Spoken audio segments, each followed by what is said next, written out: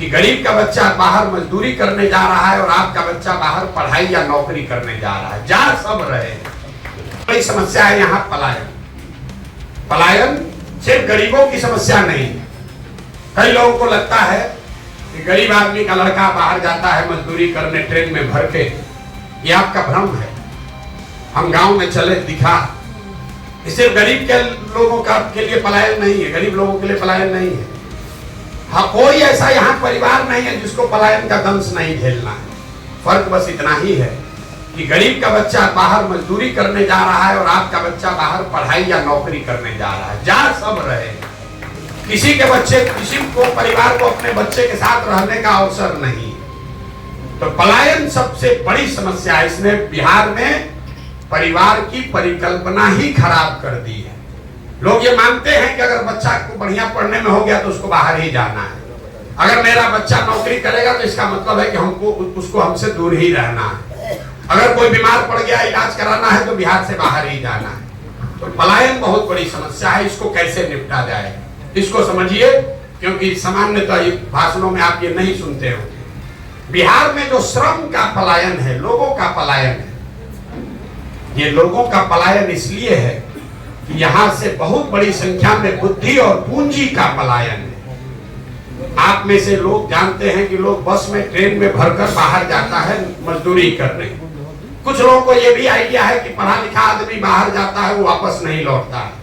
लेकिन आप में से शायद ही कोई जानता है कि पिछले 30 वर्ष में बिहार से 26 लाख करोड़ रुपया आपका, हमारा पैसा जो आपने बैंक में रखा, बैंकों ने 26 लाख करोड़ रुपया बिहार से उन राज्यों में ट्रांसफर किया है जिन राज्यों में उद्योग धंधे लग रहे हैं, जहां रोजगार हो रहा है, जहां जाकर आपके बच्चे काम कर रहे हैं। अब आप लोग माथा खुजला रहे होंगे, भाई कौन नया आंकड़ा आ गया, ये तो बिहार में कोई अभी तक चर्चा नहीं किया है। रिजर्व बैंक ऑफ इंडिया एक आंकड़ा जारी करता है बैंकों को लेकर। बैंक जो चलते हैं उनका जो बिजनेस है वो आपसे पैसा कलेक्ट करता है और बैंक का बिजनेस है, और उसकी जिम्मेवारी है कि जो पैसा आप बैंक में जमा करें उसका एक पोर्शन, मतलब 100 रुपया जमा किए तो कम से कम 70 रुपया उसको समाज को लोन के तौर पर देना है, ताकि आप घर बना सकें, गाड़ी खरीद सकें, बिजनेस रोजगार कर सकें, खेती में काम बेहतर कर सकें। ये पैसा आपको बैंक लोन से देता है। इस आंकड़े को कहते हैं CD ratio, credit deposit ratio. देश भर में आरबीआई हर 15 दिन पर यह आंकड़ा जारी करता है कि लोगों ने अपना पैसा कितना बैंक में जमा किया और बैंकों ने कितना पैसा ऋण के तौर पर समाज को वापस किया। ये उनकी वैधानिक जिम्मेवारी भी है। पूरे देश में सीडी रेशियो है करीब करीब 70%। मतलब पूरे देश के लोग अलग अलग बैंकों में जो पैसा रखते हैं, 100 रुपया जमा किया तो 70 रुपया बैंक वाले वापस देते हैं। बिहार में सीडी रेशियो है 40%। मतलब पिछले फाइनेंशियल ईयर में बिहार की गरीब जनता ने बैंकों में जमा किया 4,61,000 करोड़ रुपया, और बैंकों ने कितना पैसा आपको लोन दिया? 1,62,000 करोड़ रुपया। बाकी का 2,80,000 करोड़ कहां गया? ये पैसा जमा हुआ बिहार में, लेकिन एसबीआई ने, एचडीएफसी ने, बैंक ऑफ इंडिया ने, इन बैंकों ने लोन दिया आंध्र प्रदेश में, तमिलनाडु में, गुजरात में, महाराष्ट्र में, केरल में।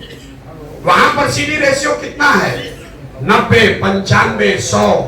अगर आंध्रा में लोगों ने 100 रुपया जमा किया तो बैंकों ने 105 रुपया ऋण दिया।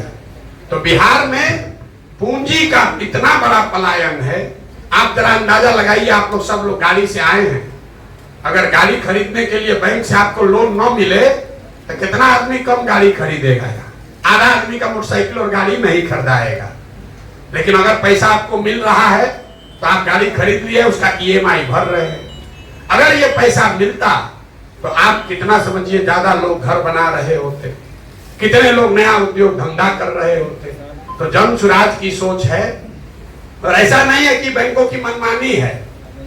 ये मुख्यमंत्री के चेयरमैनशिप में एक कमेटी है जिसकी ये जिम्मेवारी है कि ये 70% सीडी रेशियो को मेंटेन करके रखा जाए। लेकिन जैसे बिहार में शिक्षक मुख्यमंत्री का बात नहीं सुन रहा है, दरोगा और सीओ वीडियो नहीं सुन रहा, वैसे बैंक वाला भी नहीं सुन रहा है। ये वजह है कि बिहार में पूंजी की, कैपिटल की बहुत स्कार्सिटी है। आप यहाँ पैसे वाले हैं, आपको नोएडा में घर खरीदना है, वहां बैठे बैठे लोन मिल जाएगा। लेकिन भभुआ में 2 तल्ला घर बनाना है तो लोन लेने के लिए बैंक में 10 को चक्कर लगाइएगा, 20,000 घूस दीजिएगा, तब आपको लोन मिलेगा। ये दुर्दशा जन सुराज की, और इस पर कोई चर्चा समाज में आपने नहीं सुनी होगी। आप यहाँ क्या, मैं आप दावे पे से कह रहा हूँ, यहाँ के फिनांस मिनिस्टर को बुलाइए और उससे पूछिए कि सीडी रेशियो क्या है, तो कहेगा ये क्या होता है। कोई पत्रकार से पूछिए, उसको मालूम ही नहीं है। ये 26 लाख करोड़ रुपया, इतना बिहार सरकार का 1990 से पिछले साल तक का बजट जोड़िएगा, वो भी 26 लाख करोड़ नहीं है। अंदाजा लगाइए कि अगर 26 लाख करोड़ रुपया बिहार के लोगों के पास उपलब्ध होता तो कितने लोगों ने ज्यादा घर बनाया होता, कितने लोगों ने नई गाड़ियां खरीदी होती, कितने लोगों ने स्वरोजगार किया होता। उसने लड़के ने पूछा कि युवा आपको वोट क्यों दे। युवा वोट इसलिए दे कि पहली बार बिहार में कोई कह रहा है कि सरकारी नौकरी नहीं देंगे और तुमको देने का भी चिंता से निकालेंगे। हमें दुनिया में जितने देश बड़े बने हैं, अमेरिका में बैंक का पीओ बन के लोग, बैंक का पीओ का कोचिंग करके अमेरिका बना है। दुनिया में जितने बड़े देश बने हैं, मुसल्लापुर में कोचिंग सेंटर में पढ़ के बना है। जो देश आगे बढ़े हैं वो कोचिंग सेंटर करके या बैंक में या रेलवे में या सेना में भर्ती होकर नहीं बना है।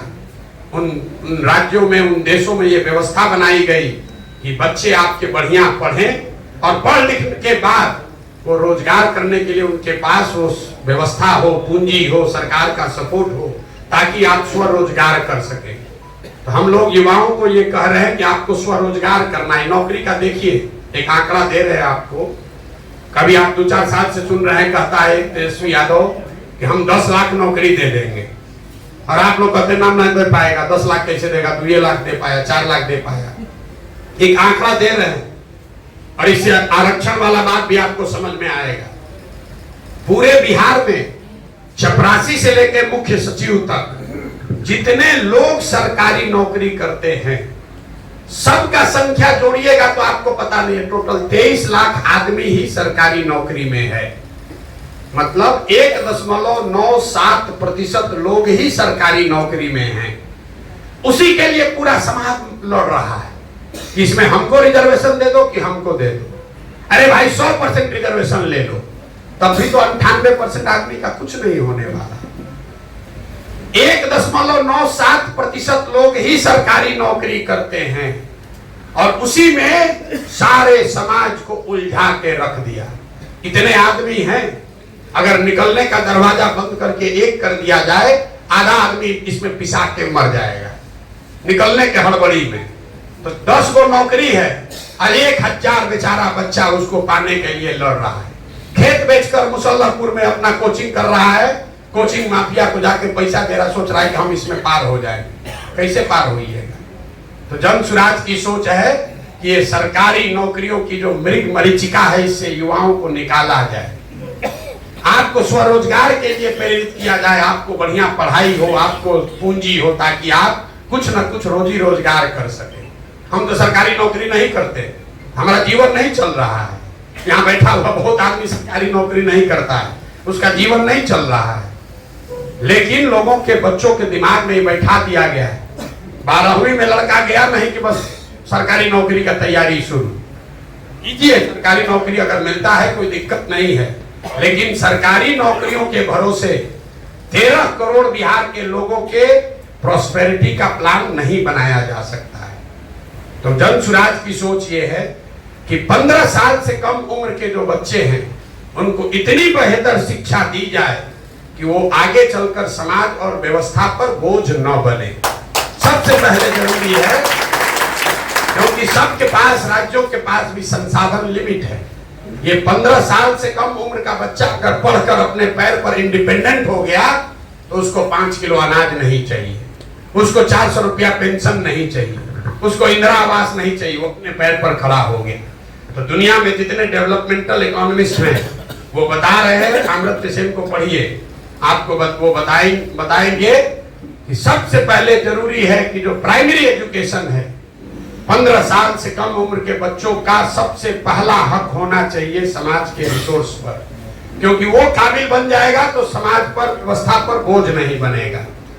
दूसरा जो पिलर है जनसुराज की सोच का कि 15 साल से 45 साल की उम्र के जो लोग हैं उसको अब आप फिर से पढ़ा नहीं सकते, लेकिन उसको आप पूंजी अगर उपलब्ध करा दें तो कोई ना कोई वो रोजी रोजगार कर सकेगा। आप पूंजी की महत्ता को समझिए। आपको एक उदाहरण देकर बताते हैं। मान लीजिए कि आपको बाल काटने आता है, किसी एक व्यक्ति को बाल काटने आता है, वो सोच रहा है कि हम सैलून यहाँ खोले भभुआ में तो हमको घर परिवार चलाने के लिए 10-20 हजार रुपया मिलने लगेगा। उसने बड़ी मेहनत करके 20-25 हजार रुपया बचाया, सैलून खोलने गया तो पता चला 1 लाख रुपया लगेगा। अगर बैंक से उसको 80 हजार रुपया लोन मिल जाए तो सैलून खोल लेगा, 4-5 आदमी को रोजगार देगा, अपना परिवार भी चलाएगा।